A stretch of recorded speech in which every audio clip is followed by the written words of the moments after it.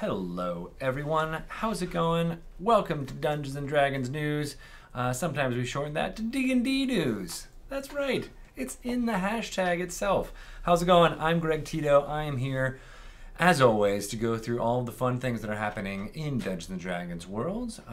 Talking about the streams that happen here on twitch.tv/DND, as well as the products and the fun things you can do with Dungeons & Dragons, while also highlighting even some news out there in the world. How are you folks doing today? How's it going? Axis, good to see you. You're waving hello with your purple hairs. We are hype. We are hype. That's right. Yes, it does need more Pelham. Pelham just got me started, so shout out to Pelham, but he does need to get up in here.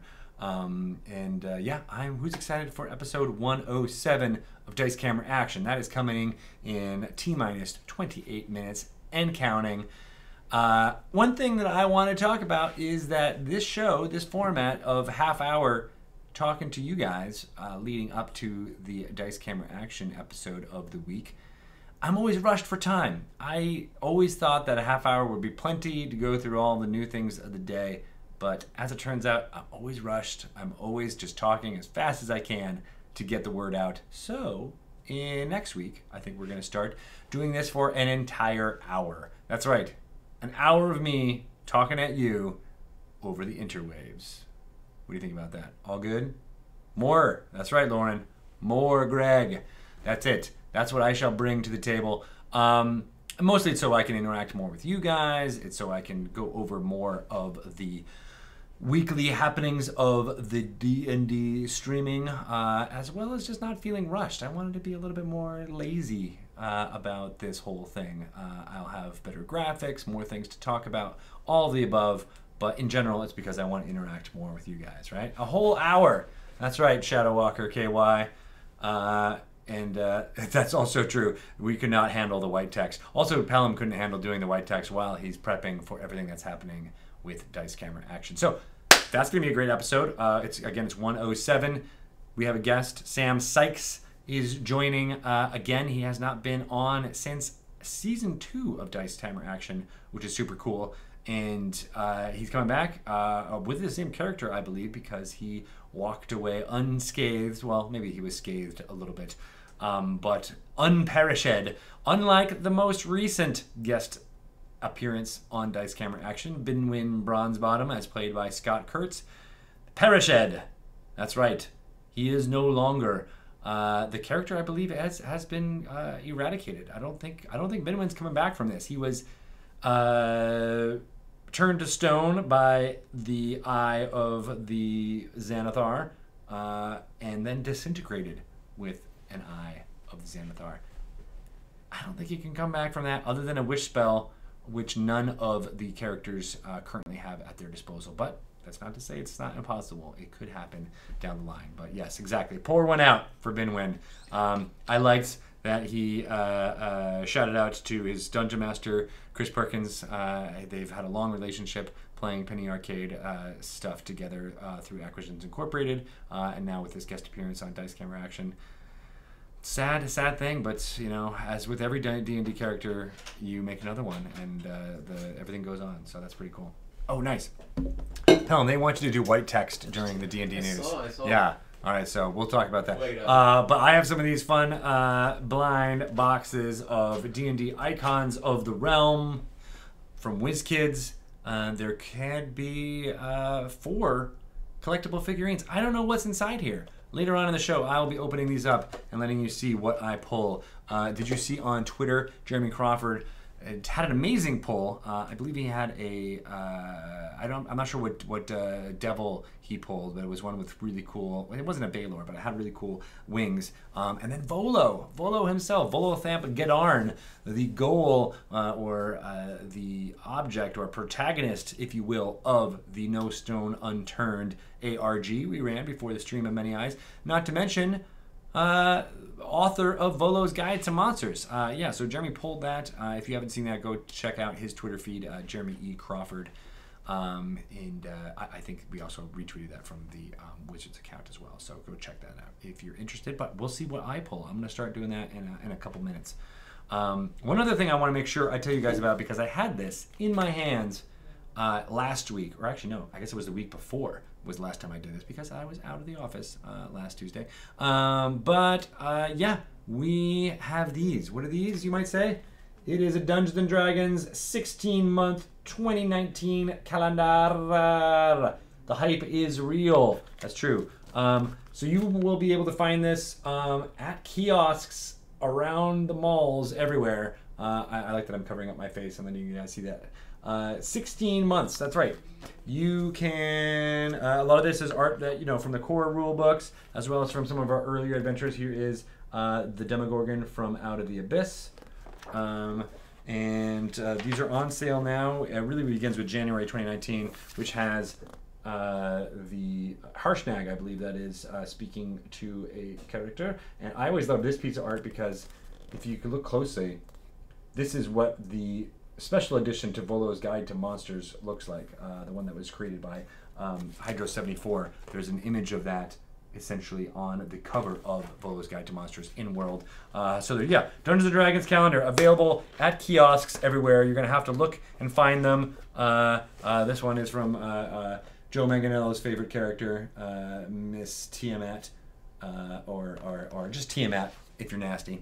I like how even though I'm showing the top because that's the beautiful art, but I like the way that the bottom month is designed with, you know, using the polyhedral dice, not to mention the stylings that make it look like the official D&D character sheet. So that's March 2019. I can't believe we're already talking about 2019. It's the time keeps on slipping into the future. Another cool thing is that there's always these little notes thing. So this is the cover of the Sword Coast Adventurer's Guide. We actually have this in our conference room called Waterdeep in the Wizards of the Coast office. But then you see here's a little credits page. Can you see that? There it is. It lets you know what the artwork, who made it. That was by none other than Tyler Jacobson, who is fantastic. And then, oh, here's the Bloodgate cartography by Mike Schley. You can see that there too. So credit where credit is due on this year calendar, which I dig. So that's really cool. And again, yeah, the whole stylings and graphic design of this calendar is pretty cool. You'll be able to find it, as I said, in kiosks everywhere. I do not have a direct to consumer thing right now, but once I do have that, I will let you know where you might be able to pick it up online. But I dig it, and if you start going to calendar stores, they start popping up in the malls and stuff over the next few months.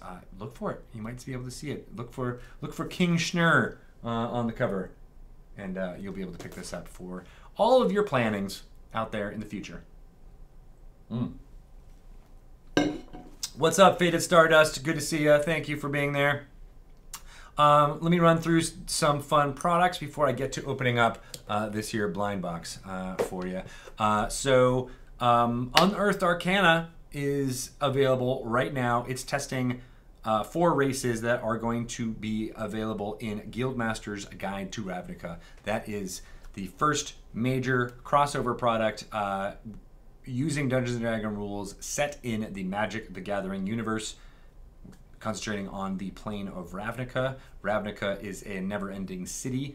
It's an entire plane of a city. Some of it are, more desolate than others, but it is ruled by 10 guilds, all having different aspects and personalities within them. You'll be able to play as a member of one of those 10 guilds in a D&D style adventure. It's got everything you need to play within one book, and we're testing out 4 of the races that will be available in that book right now on Unearthed Arcana. You can find that on the Wizards website. Obo Crazy was happy enough to put that link in there, but you can also playtest this in D&D Beyond. It's available if you check the mark that you want to use Unearthed Arcana content. You can help playtest it, build a character using these races within the D&D Beyond character builder framework, and let us know what you think. So there's going to be surveys and everything for you to jump into. And while I'm talking about D&D Beyond, I want to make sure to give a shout out to Lauren Urban, who is Obo Crazy. new community manager for D&D Beyond. Congratulations. Well deserved. That's super awesome. She will continue to be here in the D&D channel, helping out where she can. But then she'll also be manning the interwaves over at D&D Beyond. So I'm excited about that, and I love that there's more cross-pollination between the two brands of D&D and Curse at D&D Beyond. So I look forward to seeing her pop up over there as well. So good job. Thanks, Lauren. You might see her even more on this here channel, but we'll talk about that hopefully next week.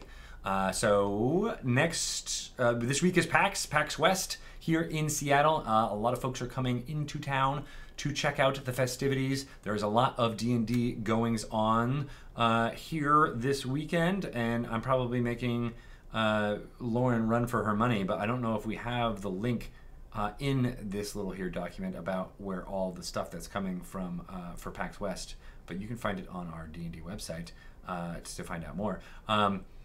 But we have a list. There's a lot. I mean, we're not doing as much officially for Dungeons & Dragons, but a lot of our partners are doing panels and will be there throughout the weekend. Some of them will be being streamed. The largest portion of that, of course, is the Acquisitions Incorporated game with Chris Perkins as Dungeon Master. Holly Conrad as Strix will be joining. Jerry Holkins, Mike Krahulik, and Patrick Rothfuss as their respective characters from Acquisitions Incorporated. That is Sunday night. I believe it starts at 6:30 p.m. So check it out there if you can.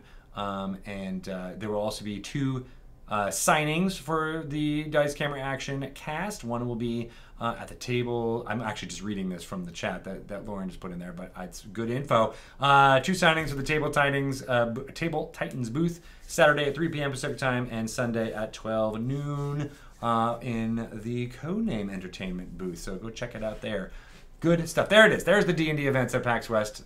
It has been appeared. So you're good people. In case, so let me read this out loud. Navy DM, good to see you. How are you, Navy DM? In case I need to blame you for something or otherwise get in contact for PAX Unplugged down the road, how would one do so? Well, Twitter probably is the best way to get in touch with me. I monitor that pretty much every day. And if you want to shout out to me there, just in a reply, and I want to ask a question more privately, we can definitely slide into the DMs, as they say in the parlance of our times. That's a good way to get into contact. That's pretty much the best way. So yeah, I'm at Greg Tito. I think it's right there at the bottom. Check it out. What else is going on? Well, let me talk about some fun news, because these are always articles that I like to highlight for folks. Todd James recently created a whole bunch of illustrations which we published in Adventures Outlined, and the amazing folks at DDO Players went through and reviewed the document, so you can go check out this cool review. I liked that they went through and showed pictures of all of the stuff in there, as well as the funny snippets of text that were added to Adventures Outlined by Adam Lee, a writer on the D&D team. Little known tidbit: Adam used to write greeting cards for a greeting card company. So he's got that short, pithy, to the point poetry down, and he's a fantastic writer in his own right. I'm a writer too, to come up with awesome puns like that. Yeah, so these are fantastic. I think it just adds to the general love of Dungeons & Dragons that's on display in these images. So if you have not already, check out Adventures Outlined when you can, and color some stuff in. Oh, nice. Whoa, where did we get this? Just come in. Just now? Just now. Hot off the presses, everybody. This is an actual physical book of Waterdeep Dragon Heist. Can you believe it? I can't. This is really cool. I've never actually cracked this open before, so you get to see it happen live. Look at that. I love that artwork. The money in Dungeons & Dragons is always something that I enjoyed looking at, and we, of course, recreated a few of these coins for the Stream of Many Eyes, including the Half Moon coin there, aka the Harbor Moon, for those of you out there, as well as the Gold Dragon itself, as depicted right there. So we have a few of those actual physical, but I love that Shauna, Narciso, and the rest of the team added that as part of this here. Ooh, the disclaimer. Should I read a disclaimer out loud? I know people always like to look at what the disclaimer is. So yeah, I'm going to read it out loud. Disclaimer. The Lords of Waterdeep cannot be held responsible for the flogging, banishment, incarceration, or execution of adventurers who violate the Code Legal, nor are the Lords responsible for the actions of beholder crime lords, unscrupulous nobles, drow swashbucklers, and evil clones. Also, don't be alarmed by the colossal statues scattered throughout the city. They're quite safe and haven't gone berserk in years. That's awesome. That totally has Chris Perkins' name all over it. We actually just talked about the walking statues of Waterdeep on Lore You Should Know yesterday during the recording of the Dragon Talk podcast we do here on Twitch. So that's what he's being referring to there at the bottom. And you get to know a little bit more about each one of those walking statues and if they actually are walking. I didn't know this, but there's one called the God Catcher that has a sphere magically suspended as part of the statue. And a sorcerer has carved out the inside of that sphere and lives inside of it. So cool. I love it. Terra Polaris, I love those disclaimers too. Those are some of my favorite things as well. And I will tell you a story, Majestys Seed 2K1.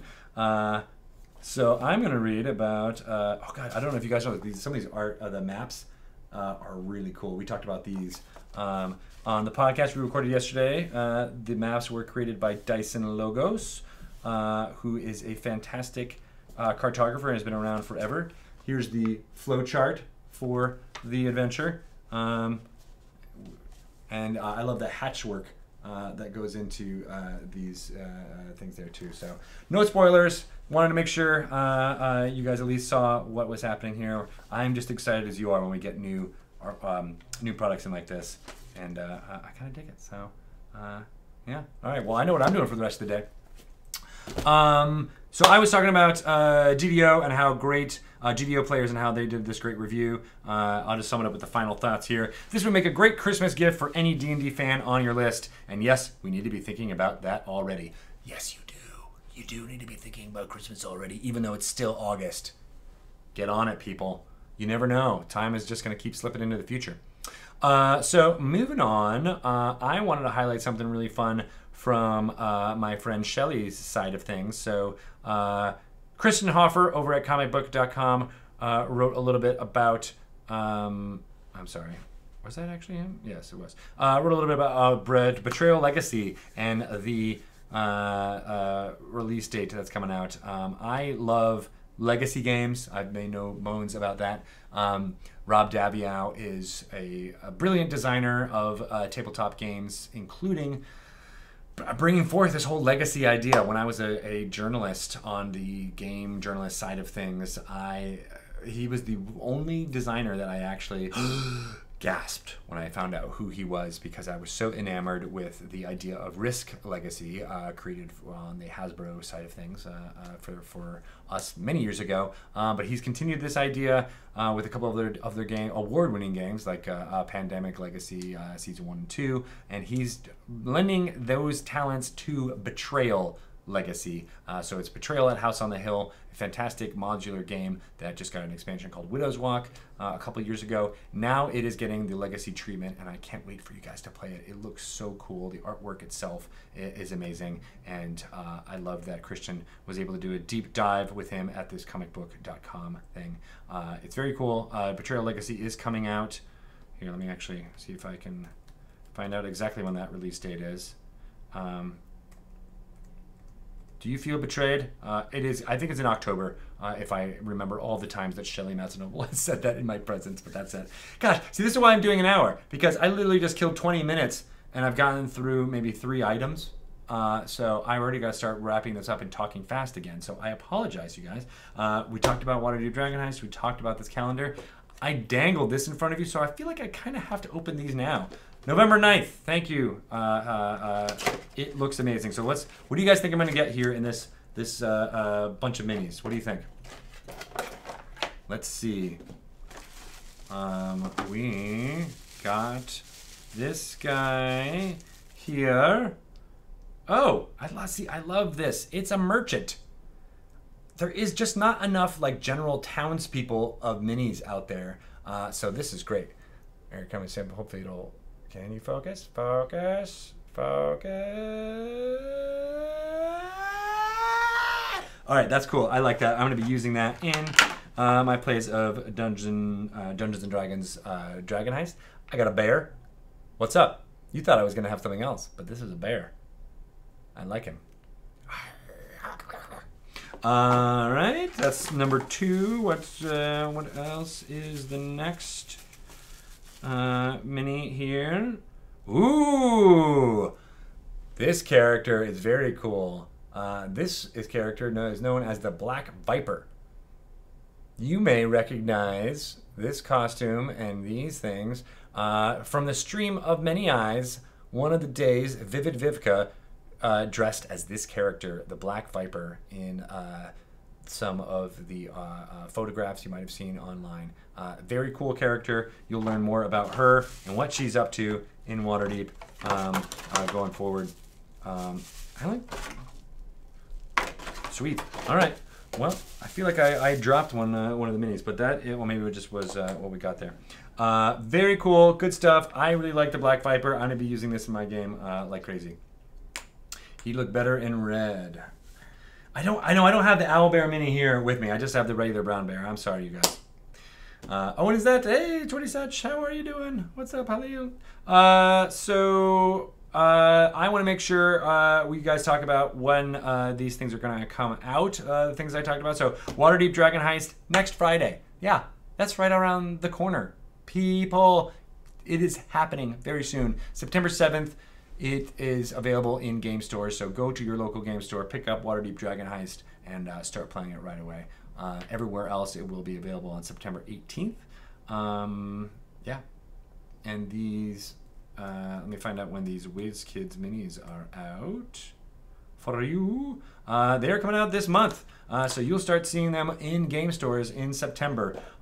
They are a bunch of awesome products. They enhance your game in many ways. I don't necessarily use them for mapping combat or anything anymore, but I just use them as a kind of focal point for adventure and imagination. So I still get a kick out of looking at small things like that. And I'm doing it right now. I'm just like really fascinated with this little merchant. He's got a scroll in his hand that he's looking down at, being like, was my calculations correct? I don't know. See, that's a little bit of role playing right there. So yeah, look for those. And what's also is really cool is they're creating Ravnica minis on sale.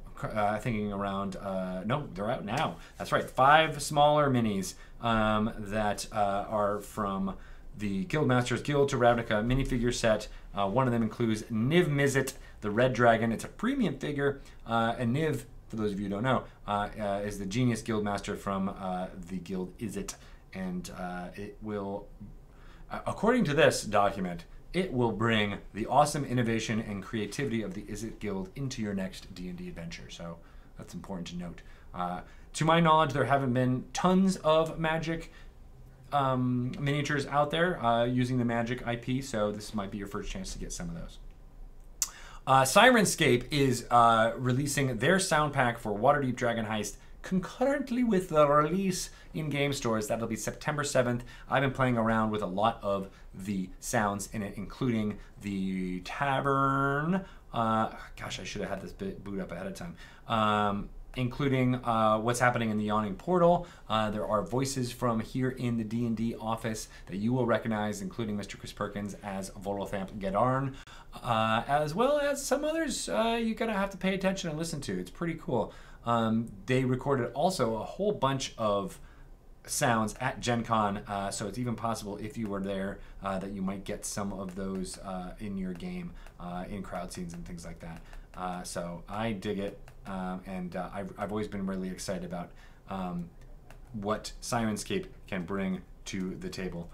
So hopefully, oh nice, and they have even more stuff loaded up. I can't wait. Oh, I gotta do that now. So yeah, we got 4 minutes before Dice Camera Action episode 107 occurs. It is going to be coming at you very fast. Again, Sam Sykes is the guest. We'll see how well he does in surviving this time around. He did very well at doing it in the past. A couple more fun things I want to highlight on the schedule is On Wednesday, we've got our D&D Beyond weekly developer Q&A with Adam Bradford. That's at 1 p.m. tomorrow. We'll be hosting Aquagins Incorporated, the C team, at 4 p.m. Pacific time. On Thursday, from 10 a.m. to 12 noon, Encounter Roleplay with Will Jones as Dungeon Master, doing some Learn by Play. Last time they had their episode 0, and they're finalizing character ideas and coming up with ways for the party to be connected, and that's awesome. You should look, if you're interested in finding out more about how to run your own session. Will Jones does a great job of breaking down how to Dungeon Master for the, not just for streaming, but for just playing in general. So I love that. There's going to be Codename Entertainment at 1 p.m. on Thursday, as well as Waffle Talk at 4 p.m. Pacific time. There's no Trapped in the Birdcage this week. I think everybody's traveling up to Seattle for PAX West, but they've been doing great stuff there. They've been able to find the avatar of a dead god who is the portal key that they need, and they also spent some time in the Strange Hand Bazaar. I don't know why I did that. We're recruiting some more crewmates for their mission, and of course we will be hosting Critical Role 7 p.m. Pacific time on Thursday. So good stuff. That on Friday itself, a lot of the regular programming that we usually have going on will be shunted away because of everyone's traveling for PAX West, as I said. But one thing you should know is that Rivals of Waterdeep all wrapped up. They had their season finale last Sunday. They will be back for season 2 beginning on September 23rd, and I can't wait for that amazing group of adventurers to continue. I love all the fan art that has been produced for them, and it's really great stuff. They reached their safe house at the end of episode 10, and they all have to deal with some really painful memories as they try to comfort each other after what they went through. So great kind of ending moment for Rivals of Waterdeep, and I can't wait for them to begin again on September 23rd. So that'll be really cool. Hell's Bells is also off this week. They finished up their season, so shout out to them. I loved everything that was going on. It's another group that's hanging out in Sigil, which is always fun. We learned some startling things about one of the characters, Gil, and his association with the Mercy Killers and the Lady of Pain. The Lady of Pain is always a wonderful person out there. So where are they, though? It's a little bit of a cliffhanger at the end of season 1, and they will be starting again on September 16th, and you can pick up with what's going on there. So a lot of great stuff happening here on the D&D Twitch channel. I will... so Tito will get 5. Will 5e get more colors, metals, dragon types? Oh, good question. I'm not going to answer that right now. I'm going to leave this little D&D news segment on a cliffhanger, but I will get back to you as I will shake down Mike Merles, Jeremy Crawford, and Kate Welch about whether or not there's going to be more chromatic/metallic dragons coming to D&D in 5th edition. In the meantime, pay attention to what's going on in Dice Camera Action. It is super fun, and episode 7 is going to begin right about now.